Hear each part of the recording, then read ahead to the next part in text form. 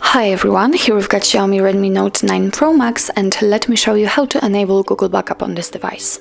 So first of all, let's find and open the settings, and here we have to tap on About Phone.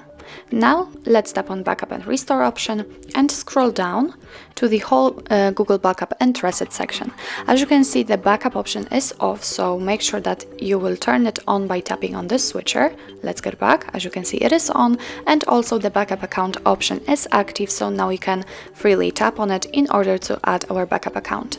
And make sure that you're connected with the internet because it is required. And from this step, we can either create a new backup account if you do not have your own yet, or simply type your email or phone. So let me do this.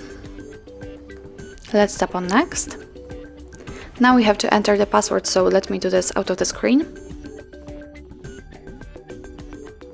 Okay, let's tap on Next. Here we've got some Google Terms of Service and Privacy Policy, so of course if you want to read it, simply tap on it, and here you've got all the info. Let's tap on I agree after reading.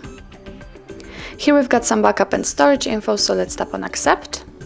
And now your device is telling you what the backup includes, so it will back up apps and apps data, call history, contacts, device settings and text messages. So if you're ready, tap on OK.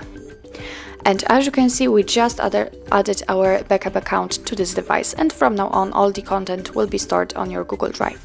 What's more, here you've got the automatic restore option. Now it is on, so it means that if you will reinstall some apps, then your device will restore all the settings and data. So actually, that's all. This is how to enable Google Backup in your Xiaomi Redmi Note 9 Pro Max.